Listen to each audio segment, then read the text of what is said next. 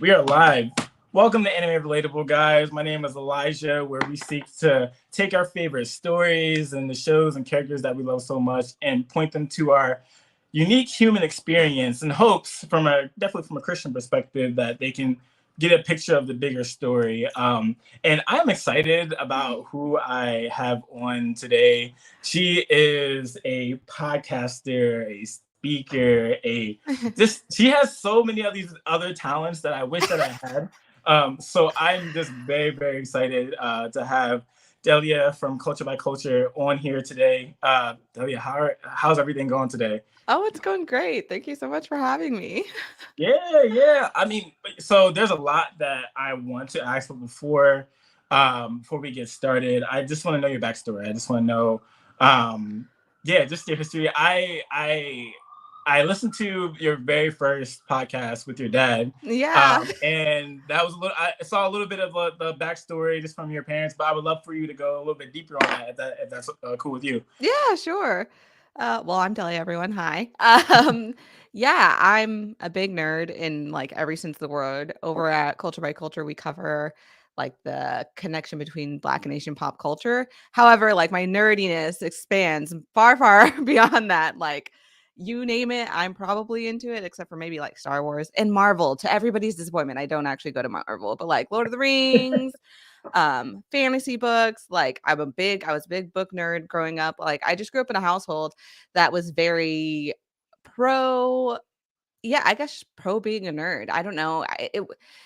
I say like we grew up in a nerdy household, but that was just my dad. Like he was just a nerd. So I took after his interests and he'd watch cartoons with me. He'd watch anime. We played video games. We had always had a console. We were broke as a joke, but like we would go to pawn shops, get consoles. We stayed at Blockbuster or Hollywood Video. If you're my age, you know, renting games and videos like that because we didn't have cable. That's how we watched like Dragon Ball Z.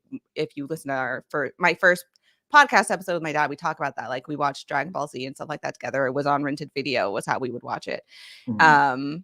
And so, yeah, it was just kind of an environment that allowed that to thrive. So, my particular interests at first were actually more just like fantasy based. Like, I really liked fantasy stories, books. Like, that was my wheelhouse. I was a big, big Harry Potter nerd. Like, Yeah. a lot of millennials, but like big, like big. But like once I got to probably, I don't know, like fourth grade is when I started exploring anime for myself and like started watching my own stuff, not just stuff that was on around with my dad. And I guess my first anime love was Inuyasha, probably.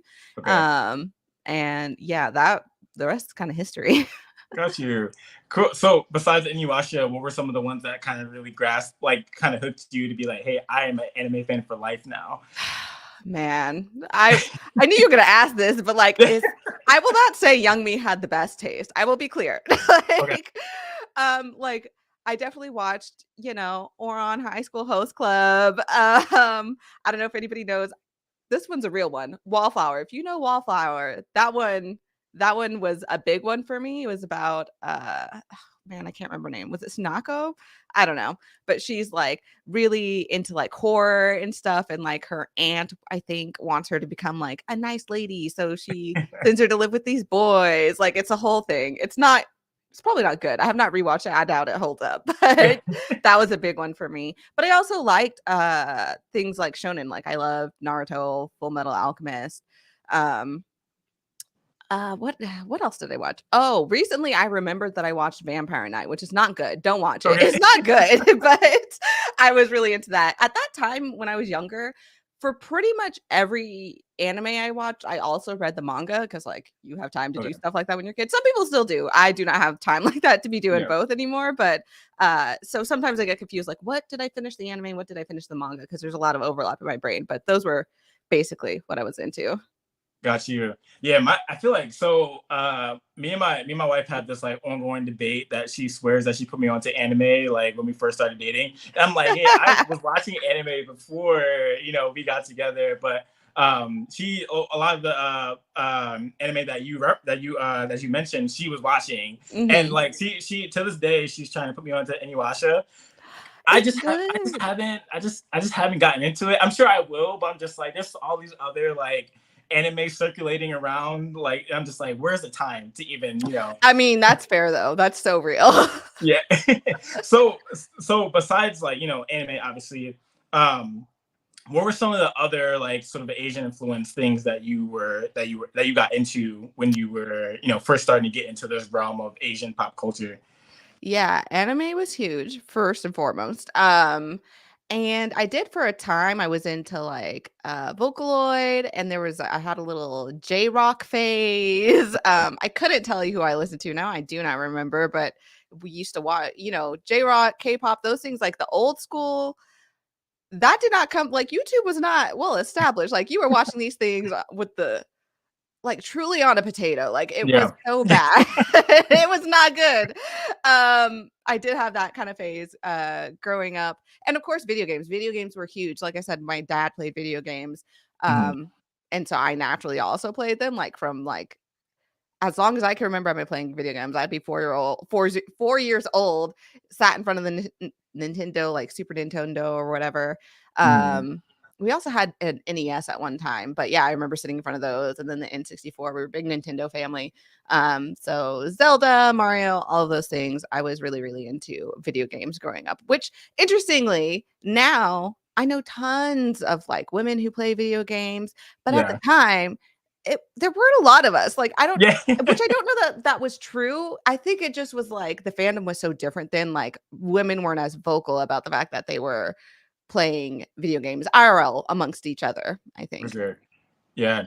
Wow, that's so crazy. I wonder.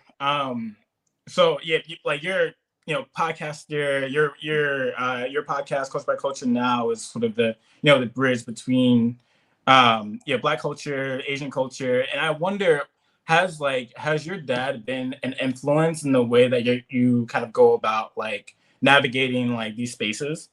Oh, for sure. 100%. That's a great question. Um, I say growing up, my dad was a big nerd, but he also has very what he would call eclectic taste. So, like, we were Yeah. always taking in media from different cultures, not just Asian cultures. Like, he was big into like he would have phases, kind of like he'd get into different things.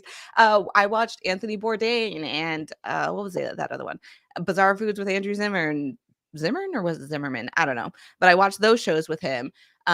He loved trying new and like cultural foods and like would Mm, encourage me to try them as well. Like just little things like that, the way he approached other cultures, so I think enthusiastically, really has influenced me in how I approach other cultures. And then I've had my own experiences too growing up that I really feel like a lot of where I draw my purpose in life is to interact with people. Like that's part of the thing, but not just like the people in your circle. Like I think we're here to learn from each other. And so like mm, putting yourself out there and interacting with other cultures as much as possible, whatever is possible for you. Because some people, we live in very isolated areas, whatnot, like the internet is here. And so yeah. yeah, I draw a lot of purpose from that, and being enthusiastic about those interactions, I think is completely 100% from my dad.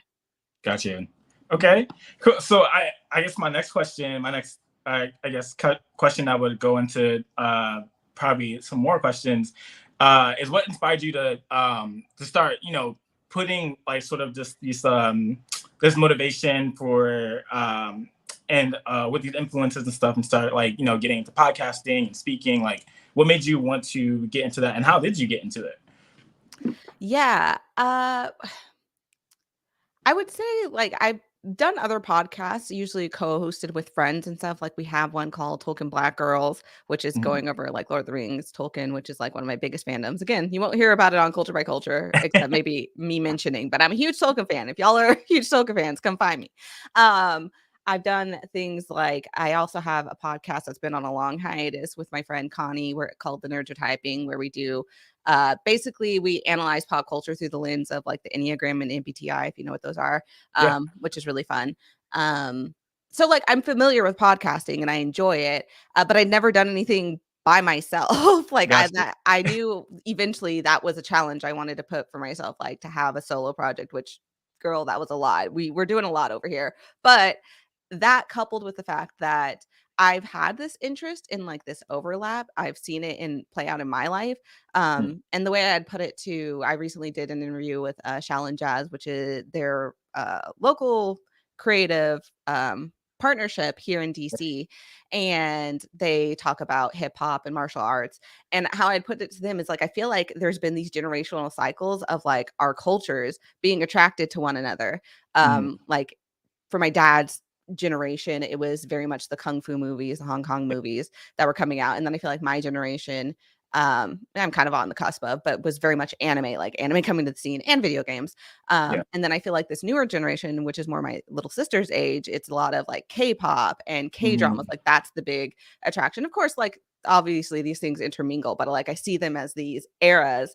And I just always thought it was interesting, like across the generations, like somehow we all individually came together and were attracted to these um cultures and interactions with each other, despite what a lot of the time is the narrative in America, that there's all this conflict. Not to say that these conflicts haven't happened between Asians and Black people, they have. yeah. But how I just was always fascinated. I'm like, but how do we keep being drawn to each other despite this Hmm. friction? You know what I mean? And so I just Yeah. wanted to explore that. And eventually it just became clear like a podcast might be a good avenue to do that. Wow, that's so cool. I think since being in the I guess the content creation space, like there are like you realize that a lot of people have a lot of different opinions, right? And Hmm. especially like don't go near the comment section because the comment section can be ruthless sometimes. Yeah. Um, and like uh, I remember one time like I mentioned I guess something about not a lot of black depicted characters being in anime, and we Mhm. have them, right? And then like to me like it seemed like the world was set on fire because a lot of like this is a Japanese culture. Why should they have your depiction of an anime character in a in their their style of animation and art? Mhm. I'm like, well, like you can't. I feel like that a lot of not a lot, but some Japanese and Asian culture is influenced by Black Oh, American for sure. culture, and so I'm just 100%. like, why not have a good representation of of that? Um, and so I guess this is a mini question: Have what has been the experience like being in this space and talking about these things, and what has been your experience as far as like liking anime, K-pop, all of these different things while being Mhm. a Black woman? Yeah. So my experience so far, first of all, right at first, it was very positive. Like I had noticed these things for a long time and been really interested. And there's not to say there's not people doing this work in their space. There's definitely people doing Afro-Asian studies. There's definitely been also like coalitions that predate my existence for sure. Mm, But as far as like analyzing pop culture and like analyzing through the lens of pop culture and like kind of digesting that for other people, I didn't really see. So I thought maybe it was just me. Like went into this project knowing like I just want to make something that I know I wish was out there. Like if it was already out there, I wouldn't have made it because I just wanted to see it. mm, So when I got such a good response, like people were so interested and really excited about the podcast and the Instagram account, I was honestly floored. Like I was so surprised. And so for the most part, it's been really positive, and I'm always surprised when people are like, "Oh my gosh, yes, I've thought this," or, mm, you know, "Haven't thought about this, but, you're so right. This is so interesting." That said, of course, on both sides, there is almost every time I have, like, a mini series that I do on Instagram from time to time. Instagram Reels are not my ministry, but I do them from time to time.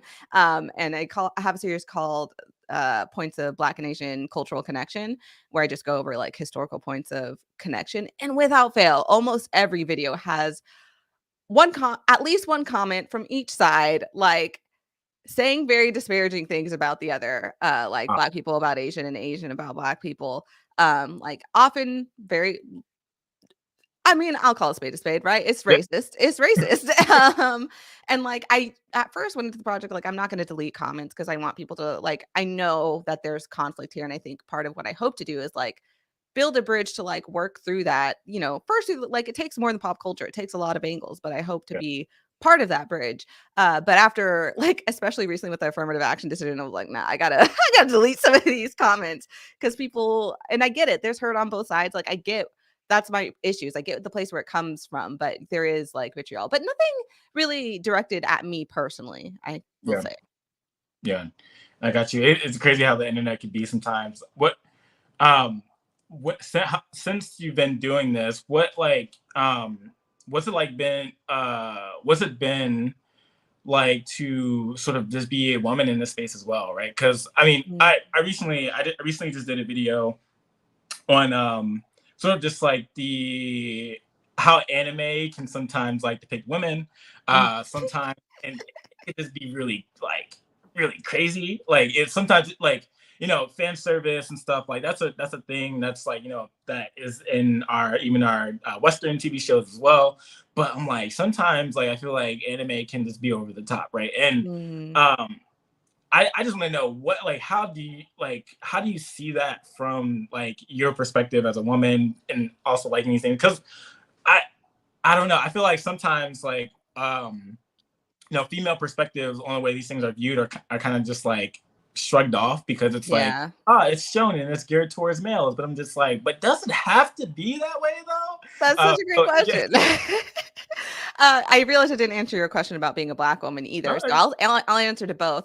My experience being in the space, growing up, it was a very specific experience. I talked about this with Mara Sebastian, if anybody knows her. I had her on the podcast, and we talked about this quite a bit because we both grew up as weebs, mhm, basically, and like that experience is very different than the experience today. So I will say, like, perhaps I'm biased in that it was worse before. Like, definitely there was not space for women in that. mm, Were there women at anime conventions? Were there women taking in anime? Were there women playing video games? Absolutely. But it was very much once you tried to enter the like official fandom space, if you will, it was very much like they want you to be seen, not heard. Like, as soon as you try and speak about things, you're not a real fan. You're never a fan enough. Never, ever, ever are you a fan enough.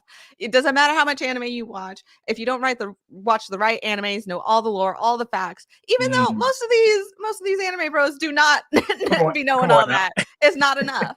And that's very much how it was back then. And I, online, I do still run into stuff like that. Like I will post stuff or like it's not always even about anime. It could be on those like points of Black and Asian cultural connections, and there will always be somebody ready in the comments to mansplain. And I don't take it all that seriously again because like coming from like older fandom where it was worse, like I feel like, oh, these are well tread waters. I know how to Yeah. navigate this, but it is annoying knowing that like I can watch as much anime as I want and as much I can play as many video games as I want. That it's never going to be enough for some people. Like Yeah. because just by virtue of being a woman, but especially a Black woman, they're Mm. never going to think I'm an authority on this, even though like I study so much. I watch so much anime and so much I play so many video games. In fact, I was talking to my husband about this the other day about how I forget he doesn't watch anime, but he Yeah. lets me rant about anime sometimes. And I was going off and I was like, and I consider myself a casual anime fan. Mm. But I feel like I only consider myself a casual anime fan from just like years and years and years of it not being enough for other people. Like I don't Mm. watch enough anime because I know so much about anime. And like, am I the most diehard anime fan that there ever has existed? No, but like I realize even still to this day, like I try and like make myself smaller, I guess, I think, and try and like discredit how much I've been in these fandoms and how much I've been in these spaces. Wow. That's that okay. So many questions that I want to ask. Um, First, your husband's a keeper because he lets you read about it. For Um, real. um, man, I dang. So have you? I listened to your one episode with the young lady that I forgot her name that you were just talking about. Oh, Uh, Mars Sebastian. Yeah, and Mhm. she was even talking about sort of just the uh kind of the experience of being an anime fan and even just like Mhm. like her just being like being a part of that I guess the guys like kind of like crew and like being being knowledgeable on these like anime shows and being able to keep up with the guys and stuff and then like there's like sort of this expectation that you're supposed to be in your like stay in your place, which kind of just sucks because it's just like you can be an anime fan and like you can like be more knowledgeable than most men, but for some reason they don't want to accept that.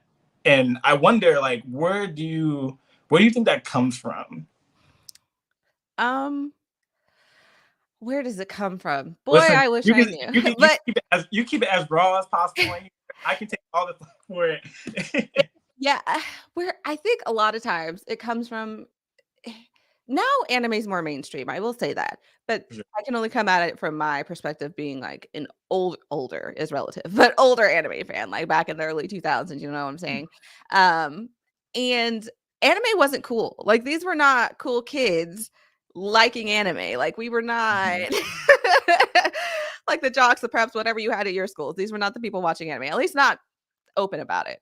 Yeah, Uh, it was very much a nerdy thing to be into, and so this was their space though, like, if you went to anime conventions where they felt cool, like, this was their space, and I think being that often, it's like, people coming from, like, the outside, like, they feel like outcasts. There is a lot of insecurity there, and yeah, so it might have felt like an intrusion on their space. It wasn't, but I think there's a lot of insecurity in their own rights to fandom because there's like people have done fandom studies. Like there are scholars who talk on these issues and how women's fandom and men's fandom look so different. And like men's fandom mm, is a lot about like being the most knowledgeable and like ticking off all these boxes. And I maybe it's changing now. I can't say you could speak to that more than I could, but it was very much like that. And so to them that was the measure of fandom, whereas women are more likely to do things like write fan fiction, mm, be on Tumblr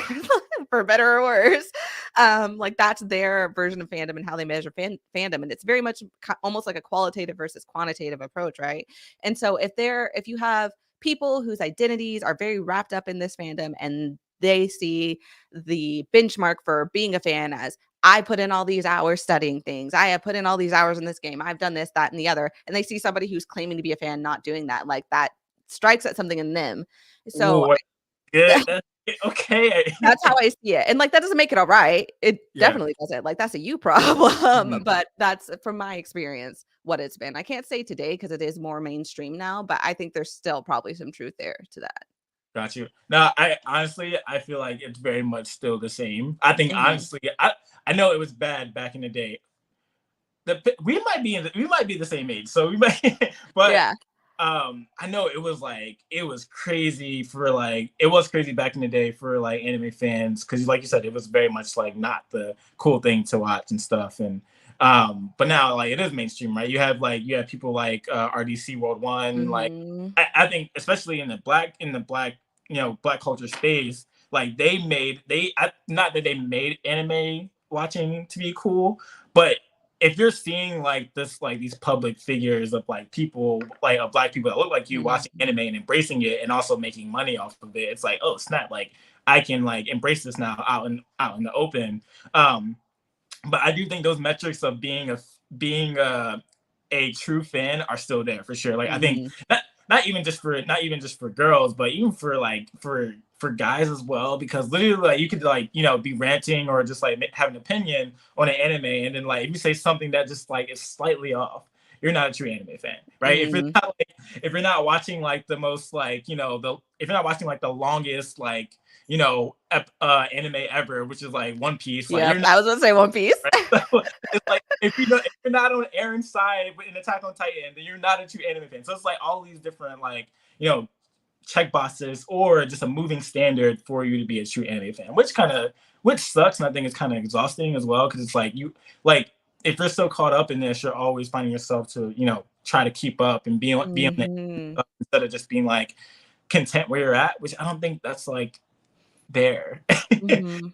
Yeah, um, no, 100%. I think, like, people wrap up their identities in fandom too much, first and foremost, and yeah, you're always chasing a goal that you can never reach if mm, you view fandom from that lens. Moving like, not that I ever viewed fandom from that lens, but I kind of accepted the structures that were, like, pushed upon me, but yeah, moving away from that and realizing curating a community and a friend group where we're just all here to have a good time, whatever that means for you, has mm. been so freeing. Fandom is so much more enjoyable that way. Yeah, no, it definitely is. Oh my goodness. So I want to, I guess, moving the conversation a little bit, but kind of in the same realm. Black culture, Asian culture, right, has like you said, this has this like sort of like gravitational pull towards each Mhm. other. Where do you think that comes from in your perspective?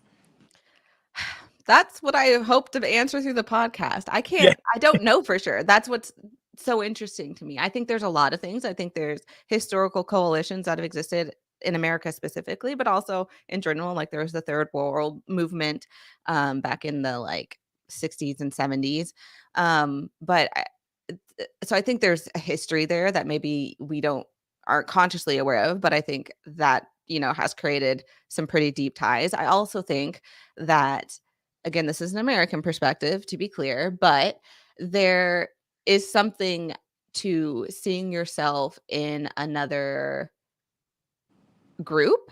Like, Mm, I feel like in America, our media for so long has centered whiteness, even when it's not explicitly white. Like, whiteness mm, is centered in the narrative. And so I think there's something that draws us to look for something outside of that, even if we're not conscious of it.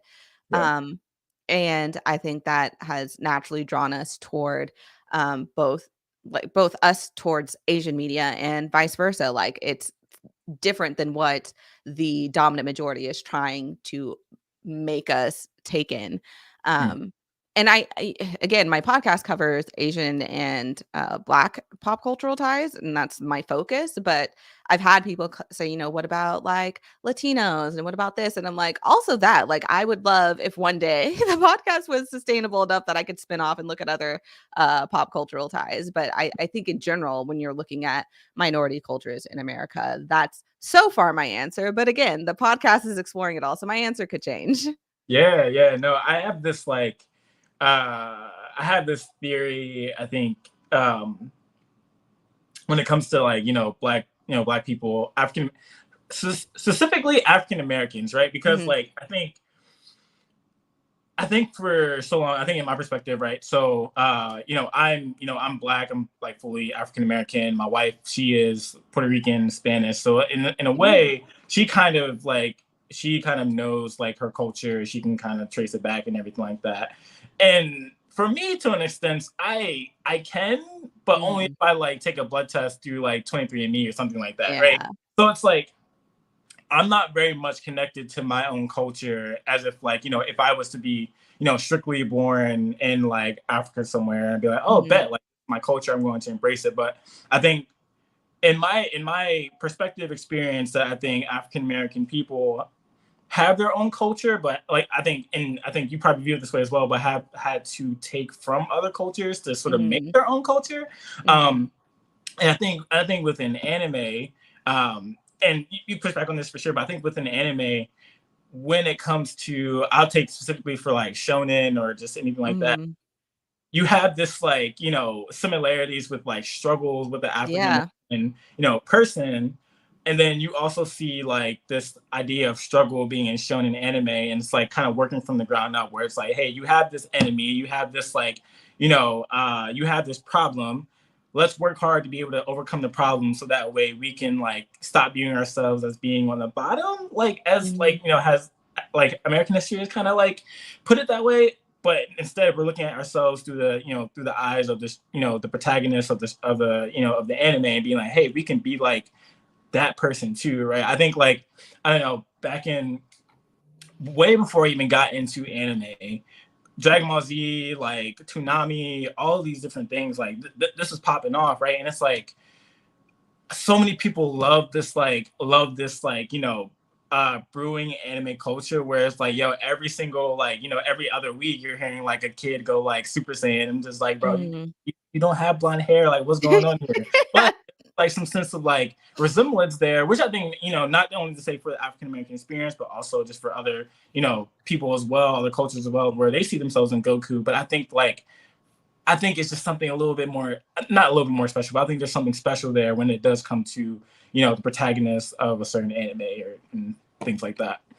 Yeah, I think that's a really cool perspective. I don't disagree. I think there is a part of that, like that those stories are very familiar to us, and not only familiar to us, but not framed in the struggle itself, right? Like these characters are triumphant. So much of uh, media about Black people in America specifically focuses on the struggle, focuses on the trauma, Yeah. and not to say all of it, obviously, but there's not a lot that shows like the struggle, the triumph, and that we're heroes and like magical heroes. That's obviously changing now. I like to be clear, but especially when anime first started really popping off in like the 80s and 90s, like these stories weren't very prevalent at all for Mm. Black people. So I think that makes sense. I think also what you said, it reminded me, I forget who I'm quoting, so I apologize. Maybe people in the comments will know, but um, I read an essay once talking about how for many Black people, when you have the kung fu flicks coming over,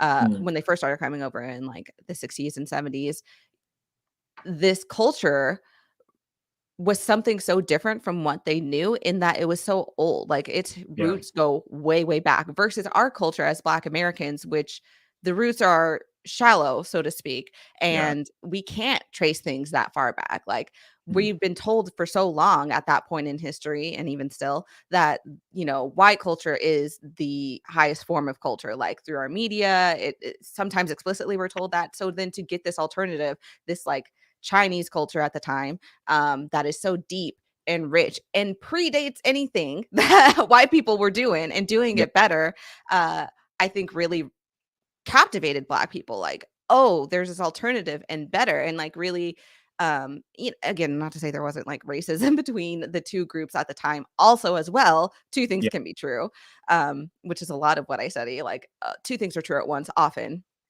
But I think there is the way the stories are told, but also I think we have this like historical enamorization with that idea of just like a deeply rich, very historical culture because we don't have that experience for ourselves. And I think on the flip side, for Asian people who come to America, firstly, American culture is Black culture. Let's start there.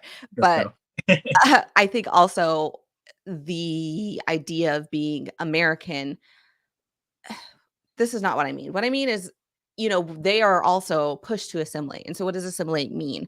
A lot of Mm. times it means assimilating into white culture, but I think there is this draw and this pull towards Black culture because that was the cool part of American culture that they knew. And the draw, I think, also then gives them like social capital on both sides. Like, I mean, there's probably sociological breakdowns you could do there, but I Yeah. think the initial draw does come from a place of, like I said, enamorization and hopefully respect for a lot of people. Where it gets, you know, muddied along the way is a different story, but I think that's probably where it starts also. Got you. Yeah. How, and I mean, how is it? Um, I wonder how is it received on the opposite end? Because I think for Black culture for sure, like Asian culture is very much received with like gladness, right? It's like we enjoy it, we consume it. Uh, do you know how much it's like how it is on the opposite end? Like, is it like how's it viewed like in the Asian Diaspora. sphere? Like how Hmm. we like us being embraced, but them also embracing us. Like I know it's not all bad for sure, and I know there are some positive and negative things when it comes to all of that. But like I was wondering, your experience, perspective on that, even from even conversations that you had regarding that. Yeah, I think broadly, from what I've witnessed being in fandoms and really just trying to study these things and learn them coming from that perspective, I think again, this is when you start going down this road of like Afro-Asian cultural connections, you really start seeing like two things are true at once often. And so Yeah. I think there is a draw to our culture. I think there's a respect for the talent that our culture we have culturally. But also, while Black culture is one of the biggest exports from the West, so is racism. So it's often to me this like cognitive dissonance of loving the culture and really thinking it's so cool and like they want to have cornrows and they want to dress urban is what they call it in some countries, and they want all of that, but they've also taken in a lot of this anti-blackness, so they Mm. don't want us with that sometimes. And again, this is speaking broadly. Of course, that is not true for every individual. And I would definitely say the younger generations in these countries, like it's less and less true. With conversations I've had, I also think, um, there is nuance because we do have history of conflict here in America specifically. Like there is hurts that we're going to have to work through at some point. Like we have to be able to do both at the same time, walk and chew gum at the same time, having these conversations like we have done this harm, we need to work towards undoing that harm, but also recognizing like why did we do this harm to each other? Was it because we actually hated each other, or was it because we were pitted against each other? And what does that mean? Um but that's from the conversations and research I've done. Again, it's going to be different for every individual person. And I don't think most people, just like on the other side, like when you think of Black people approaching Asian culture, I don't think, because a lot of times, a lot of conversations are about cultural appropriation, things like that. Like people are, most of the time, in my experience, I would love to not be wrong, are not moving with hate in their heart, right? Yeah, They're yeah. moving with ignorance in their minds. And that's a different thing. Got you.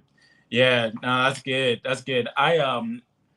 I remember a few months ago I found this video, and it's of a guy he I think he lives in Japan, Hmm. and he like kind of talks to different like foreigners, like Hmm. Americans, Australians, whatever, just about their experience in Japan and stuff.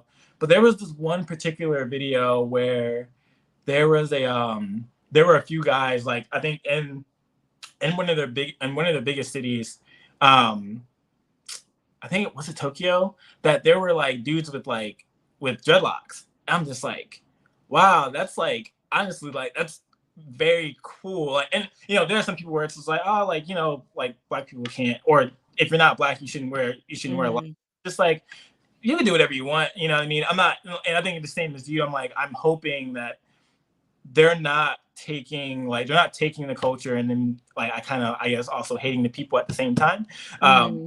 and like I thought that was like really cool because this was in the context of like hey, like why can't Black people be depicted in anime? Because there are a lot of people, especially within the, probably this is another question I want to ask, in the West, that like kind of gatekeep like the Hmm. that gatekeep Japan or gatekeep anything in the West, and it's just like trying to keep it in this like pure form, I guess. Ooh, um I knew you were gonna say it, and I still hate that. But yes, you're right. and it's like, and for me, I'm like, that's kind of weird because in my perspective, I'm like, oh, if I see someone that like of a different culture that's wearing like locks, or they're wearing like something that is obviously from African American culture, I'm not gonna hound them and be like they're appropriating. I'm like, okay, hopefully they're embracing the culture, they're loving the culture, but also loving the people as well. I'm not just gonna write them off, but I think in the I think in the West, like it's just it sucks. It sucks sometimes. So like I guess this is the question. Why is it that at least from what I've seen, that a lot of people from the West, they just like they ride so hard for Eastern Asian culture and being like, hey, this is what pure blank is. You can't do this. Right. I have tons of friends, right? Like I have tons of friends that are like manga artists and stuff. Great Gail, that's in the comments right now. Like they're Black manga artists, and like they've been told like, hey, you can't be a manga artist because you're not from Japan. Like that's not real. You're just comic books. And just like, uh so like what is your perspective on that? What's your thoughts on that? Be as raw as possible. I know, I'm like, there's so much. Oh my gosh, where to start? So I will say, for starters, for me personally, especially going through this project, I've always thought there was nuance as far as the conversation around cultural appropriation coming from my background. And like you asked earlier, like how has my dad affected the way I approach cultures? I'm like, well, there's got to be an exchange, right? And I feel like a lot of how puritanical sometimes the West can be about these lines of like, this is what it is, especially America, and Mm, which comes from a place or very sordid history with race, and the West created the concept of race, so like I understand where it comes from, but like this puritanical approach really discourages exchange and learning and growth and the things that I think are necessary to move forward as a culture. So personally, I've always thought there was nuance, but I did think there's times we need to call it out, but like over the course of like even this project, I've really come to the place where I'm like, context is everything. Like I cannot say, most of the time, I don't think it's for us to say what is cultural appropriation or not For sure. from the outside. Like sometimes it's very obvious. Like sometimes it is still very obvious, but a lot of times, like I think of, I don't know if you saw this on TikTok. There was that they went viral and then they deleted they got doxxed. It was a whole thing. What? The K-pop group, are do you know Huh. Strawberry Chan, and I forget what their name was, but like they were cringe, but like is it a crime to be cringe? Everybody was like they're culturally appropriating and stuff. And I'm like, the only way to know is to know them because Yeah. you can't know their intent. You can't know how authentically they're engaging with the culture, you know? For sure. Like it can be cultural appropriation, but I can't say it without the context. So why are we bullying these people? We have to hope they have people in their lives that will call them in, especially if they're engaging with another culture. If they really have a Japanese boyfriend, like one of them claimed, like Yeah. I would hope that person's calling them in and doing that work with them. And like that's all we can hope. And I've gotten to the place where like I don't think it's for us online to be not calling it out, but really bullying people. Like I think there's a way to call people in. I think there's a way to bring attention to like, hey, maybe this isn't so cool, but to leave it and let Yeah. people learn on their own because I think it really hinders cultural exchange and what that needs to be. And for anime fans who are often white, but T, who are saying that, you know, oh, Japanese art needs to be in its purest form, blah, blah, blah, blah, blah. First of all, it's coming from white people. Like, I have never heard a Japanese person say this, first and Yeah. foremost. Maybe a Japanese person in America, but I've never heard a Japanese person from Japan say this. I think in Japan, from what I understand as a little American girl, so I don't know much, but they really appreciate when people put in the work to really appreciate the art and like really learn the art form. And Yeah. so I don't think they care as much. And I think we should all really question in any fandom, our drive to keep things pure. What does pure mean to you? Why? Mm, Why do you have a problem if it looks different than it does now? Why are you so against innovation? I am very much always side eyeing traditionalists, but also the traditionalists in all of us, because I think we all have bits of these things that we learn and pick up. Like, you know, you got to question those things in you. Like, I'm not the most culturally woke and aware person. Like, I stumble all the time, but I've worked hard at unlearning things and really processing things. So, I think the reason why is racism, in short, but I also think that it's misguided if I wanted to approach these people in good faith because first and foremost, my biggest thing is like there are black people in Japan. I don't know if you know, but there are black yeah. people worldwide. Yeah. So even if it wasn't coming from outside the house, us calling in and being like, "Hey, we'd like to see black people here because you do borrow from our culture a lot and you do have a huge black fan base. It'd be very cool to see black people." But Yeah. also, there are black people in your own country. Like they Mm, exist and their stories need to be told too. And I don't think it's wrong, even if it's a point of a percent to have those stories told sometime, you know? yeah. Yo, that you just dropped all of these gems that like I love so much, and yet some 15-year-old TikToker, if I was to clip this, they would just be like disagreeing with you about nothing. And so I really appreciate you saying that because like I said it, you know, when you know I had my season of just being like, hey, there are black people that can do this too, and you know, dating with people and stuff like that, where it's like they're there, you know what I mean? It's Mhm. like they and I think for one, if you can take, you know, take for example, like if we're taking like Samurai Champloo, right? Or we're Okay, taking yeah. like, you know, even Cowboy Bebop that has Mhm. like the jazz influence and stuff. And there are these influences, Afro Samurai, like Yeah, these things are there. Why is it such a problem that you know people from the outside are saying like, hey, can we have more of this? Like this is cool. Like we would love to see this. Like we love this like you know animation. We love this genre of like you know of fiction. Can we have more of people looking like us? And like you know, granted, I'm well aware of being like, hey, I can't demand something from you know I can't demand something from another culture, right? for But it's like sure. a good amount of us like your culture, and I think you know I think it's yeah, baby steps, I guess. So, uh, Yeah. man, I have.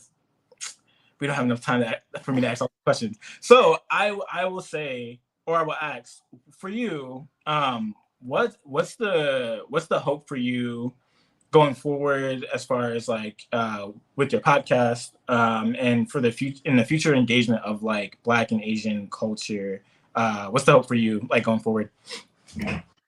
My hope, I would like to reach more people. That's always the hope. That's the hope for every Yeah. creator, right? And I think a lot of people get tripped up by this numbers game, and it's not so much a numbers game. Like I would, when I say my biggest goal is to like be part of that bridge, like I don't think only pop culture can be the bridge between the two cultures, but I think it's part of it.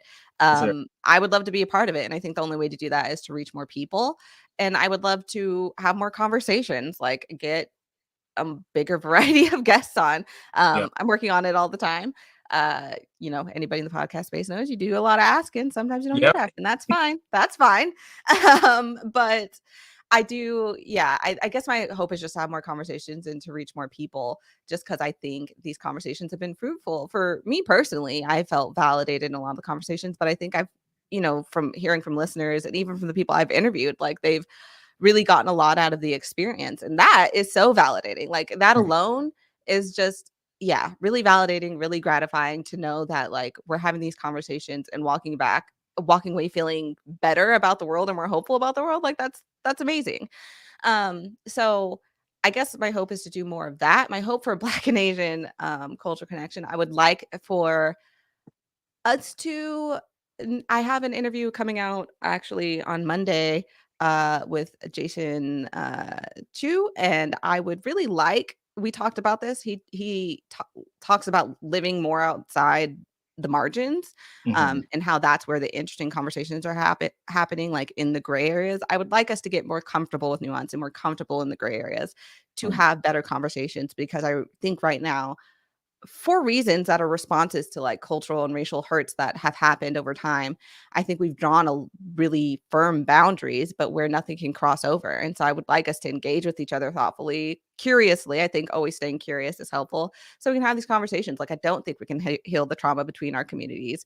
I Mhm. don't think we can push innovation forward. I don't think we'll ever see like more Black creators, Black manga artists, more Black anime creators at this rate. I also don't think we'll see more Asian rappers at this rate. And maybe for some people they're like, I don't want that. But I would love for people to interrogate why that is. Yeah. Yeah. That's good. That's good.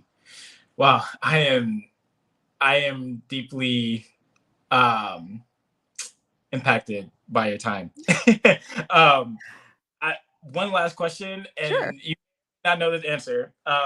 So recently, like I was having a conversation with some friends, and there was this like big TikTok thing, like with like I guess between like K-pop and like some like and some of their some of their black fans and stuff like that, and I want to know the dynamic of, because I don't really understand the K-pop scene. Like my wife Mhm. loves K-pop. All I don't right. understand it. Um, so like, what is it about this? This is a bonus question. Like, what is Love it it. about pop that like is so attractive to the African the black audience? Like this. Hmm. Hmm. Well, K-pop borrows a lot from Black culture. So we could start there, like R&B, hip hop, jazz. They borrow from all of it, funk, like all of it.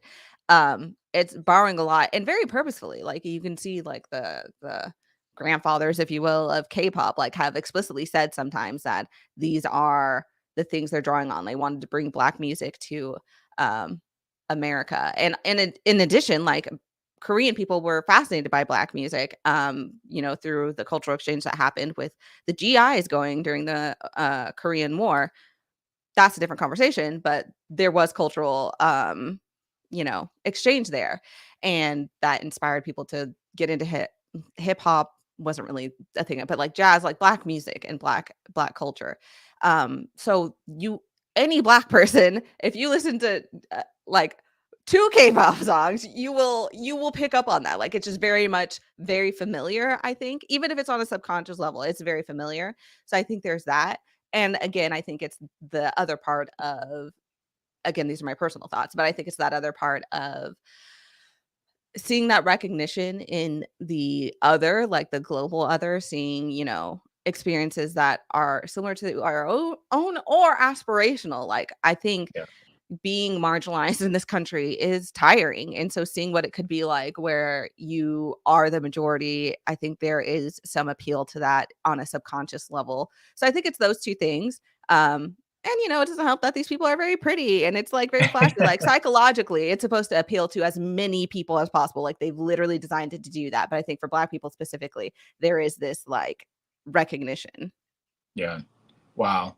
Okay, there we go. I got my answer. That's my Well, opinion. But like, I'm not a K-pop scholar, just a fan. got you. Cool. Well, Delia, thank you so much for coming on to to this interview and let me know your story, let me know your perspective and experiences. And I think I am deeply thankful for it. And I think anyone that is listening or will listen to it after this is, up and, will be truly grateful for your, perspective as well. So is there any last words that you would like to, give to anyone that will be listening or is listening currently right now? Any last words? That sounds sour, but anything last thoughts? Not much. I know your fan base is very much big anime heads. I would encourage people to, if they think a certain way about anime, to, challenge those thoughts, to think outside of the box, even as we didn't talk about this, but I also would identify as Christian, which is why I enjoy your content a lot.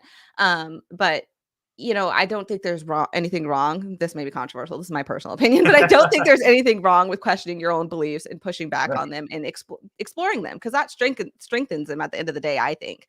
Yeah. It tempers them. So I would encourage you, whatever your thoughts are around anime or whatever cultures you're engaging with, to think critically about those relationships you have with the culture, about the culture themselves. Like, what are they telling you? What are you taking in? And why do you think what you do? I think that's Wow. it. There we go. You're here to hear, folks. Thank you so much. Guys, this is Anime Relatable. Thank you guys for listening. Thank you guys for tuning in. Where can people find your podcast and all the other content that you do? Yeah, sure. You can find my podcast pretty much on any podcast app that you listen to. If it's not on there, you can let me know and I'll get it on there, but it should be just about anywhere. You can go find all of that at culturexpodcast.com, or you can follow me on Instagram and the app formerly known as Twitter, sometimes kind of at Culture X Podcast, mostly Instagram. Nice. Cool. All that information will be in the description, guys. Until next time, catch you guys later. Bye.